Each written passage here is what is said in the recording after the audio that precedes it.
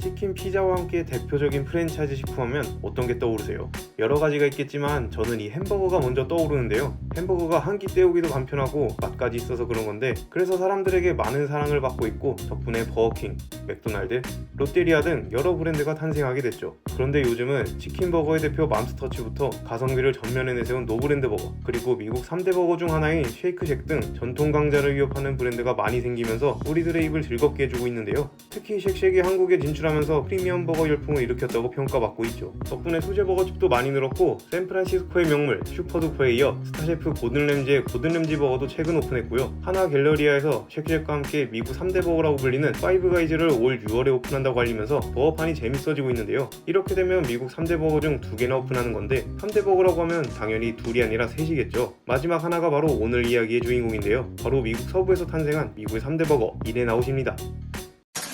신규 매장이 오픈했다 하면 온 동네 사람들이 몰려서 14시간 웨이팅이라는 천주국 스케일의 진풍경을 보여주는가 하면 힐튼 호텔의 상속녀이자 할리우드 스타 페리스 힐튼이 음주운전과 신호위반까지 하면서 갈 정도로 좋아했다는 인앤아웃 버거는 쉐이크쉑과 파이브가이즈와 함께 미국의 3대 버거로 불리고 있는 곳인데요. 쉑쉑 버거가 동부를 대표하는 곳이라면 인앤아웃은 서부를 대표하는 곳이죠. 요즘은 쉑쉑 버거도 서부와 해외에도 매장을 야금야금 늘리면서 그 경계가 조금은 없어지긴 했지만, 인앤아웃은 지금도 서부를 중심으로 매장을 운영 중인데요. 그나마 테네시주에 2026년쯤 오픈한다는 매장이 동부 첫 매장이에요. 놀랍겠지만 우리나라에도 아주 잠깐 2012년 가로수길에 팝업 형식으로 오픈했던 적이 있는데, 당시 현장은 인앤아웃 버거 먹겠다고 100명이 넘는 사람들이 몰리면서 난리였는데, 안타깝게도 너무 많은 사람이 몰리면서 행사는 조기 마감됐어요. 처음 소식이 알려졌을 때는 한국으로 진출하기 위한 사전답사가 아니냐라는 말도 있었는데, 사전답사라기보다는 등록해놨던 상표권 보호를 위한 일회성 행사였던 걸로 알려지면서 많은 사람들이 아쉬워했죠.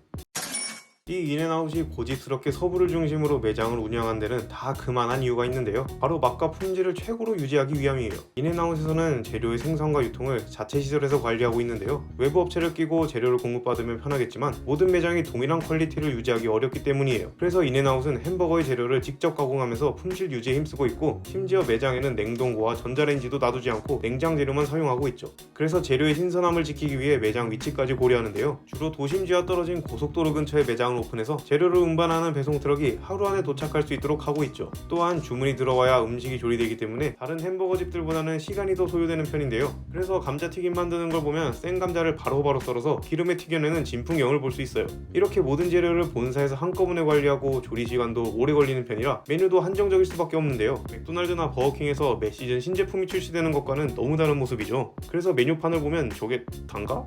라는 생각이 들 정도로 소소한데, 버거 3종과 감자튀김, 그리고 음료, 밀크쉐이크 딱 요 정도만 판매하고 있어요. 다른 집은 뭘 먹을지 고민할 정도로 메뉴가 다양한데 엄청 심플하죠. 더 놀라운 건 이 메뉴 구성이 인앤아웃이 탄생한 1948년부터 지금까지 쭉 이어져 온 메뉴라는 거예요. 심지어 조리법도 그대로고요. 그나마 2018년에 핫초코 하나 추가한 게 전부인데, 이렇게 소수정예로 메뉴를 구성하다 보니 버거에 더 집중할 수 있고 비용도 절감할 수 있는 거죠.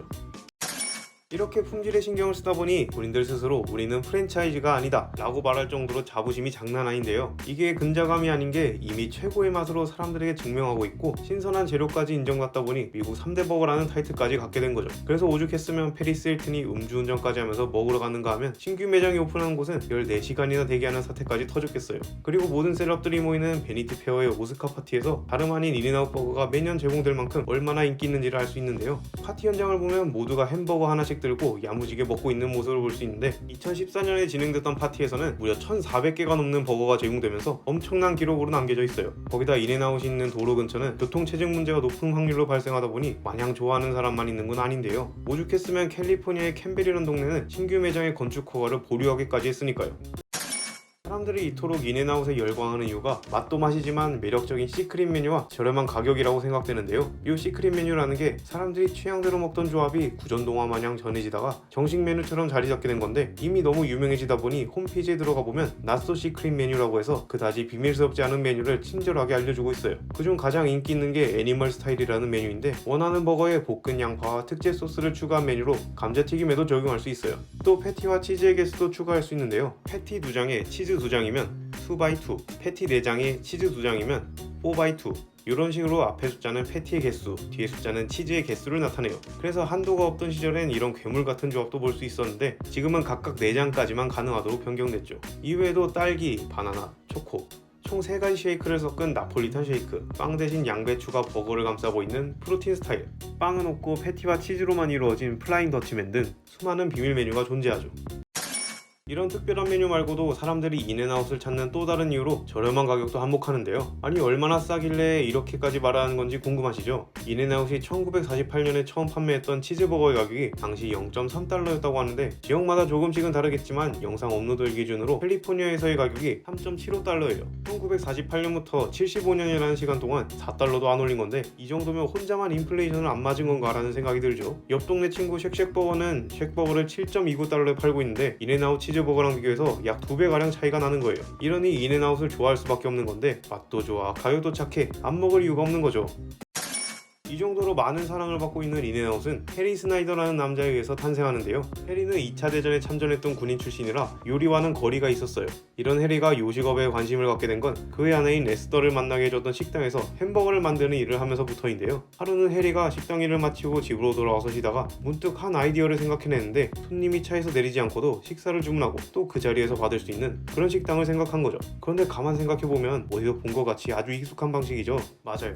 우리가 지금까지도 편하게 쓰고 있는 드라이브 스루예요. 놀랍게도 이걸 인앤아웃에서 처음으로 발명한 건데 해리는 이 기발한 아이디어를 가지고 1948년에 자신의 고향인 캘리포니아의 볼드윈 파크에 최초의 인앤아웃 매장을 차려요. 처음 오픈했던 매장이 드라이브 스루로만 주문이 가능했는데 그래서 매장을 보면 음식점이라고 하기에는 너무 작은 크기라고 생각하실 거예요. 그래도 이 드라이브 스루 덕분에 차를 많이 타고 다니는 미국인들에게 좋은 반응을 얻긴 했지만 자고로 햄버거 가게면 햄버거가 맛있어야 되잖아요. 그쵸? 해리는 맛있는 버거를 위해서 반드시 지킨 원칙이 하나 있었는데요. 바로 가장 신선한 재료로 고품질의 버거를 제공한다 라는 원칙이었죠. 어느 정도로 품질에 신경을 썼냐면 매일 새벽마다 시장으로 출근해서 직접 눈으로 확인하고 엄선한 채소와 고기만을 사용했으니까요. 이런 품질에 대한 고집이 지금까지도 이어져서 자체 센터에서만 재료들을 관리하고 있는 거예요. 해리의 이런 고집으로 만들어진 햄버거는 사람들에게 좋은 반응을 얻었고 덕분에 2호점까지 오픈하게 됐죠. 하지만 해리는 매장 수를 단기간에 폭발적으로 늘리지는 않았는데요. 갑작스럽게 매장을 늘리면 햄버거의 품질과 맛의 일관성이 높은 확률로 손상되기 때문이었죠. 그래서 해리의 매장이 하나 둘 늘어갈 때도 모든 매장을 하나하나 매의 눈으로 관찰했어요. 이런 이유 때문에 해리 스나이더가 세상을 떠나던 1976년까지도 18개의 매장만 운영됐어요. 해리가 세상을 떠난 뒤에도 그의 철학과 신념은 두 아들 리치 스나이더와 가이 스나이더에게 이어졌고 두 아들의 성공적인 운영으로 둘이 운영했던 기간에만 매장이 140개로 늘어났어요. 지금은 가이의 외동딸인 린치 스나이더가 회사를 맡아서 운영 중이죠. 린시가 인앤아웃을 이끌기 시작한 건 2010년부터인데요. 그러다가 35의 나이에 회사의 모든 지분을 흡수하면서 최연소 억만장자 리스트에 이름을 올렸는데 그런데 보통 재벌 3세라고 하면 돈 흥청망청 쓰고 사고나 치고 다니는 안 좋은 이미지가 있는 편인데 린시는 할아버지부터 이어져온 회사를 보존해야 된다는 소명을 갖고 누구보다 열심히 회사를 운영 중인데요. 특히 새로운 도약이 될 수 있는 큰 변화를 일으키죠. 지금까지 원활한 재료 공급을 위해서 서부에만 매장을 운영하던 인앤아웃이 드디어 동부로 확장하기로 결정한 건데요. 2026년까지 테네시주에 새로운 물류센터와 매장을 오픈하겠다는 소식을 알리면서 동부 사람들의 기대감을 한껏 올렸죠. 이렇게 인앤아웃은 다른 브랜드보단 느리지만 그들만의 원칙을 바탕으로 한 걸음 한 걸음 착실하게 나아가고 있는데요. 앞으로도 지금 모습 그대로 최고의 재료와 맛으로 우리들의 입을 행복하게 해줬으면 좋겠고 언젠가는 우리나라에도 오픈해줬으면 하네요. 오늘 준비한 이야기는 여기까지이며 다음에는 더 좋은 이야기로 찾아뵙겠습니다. 지금까지 무료킹이었습니다. 감사합니다.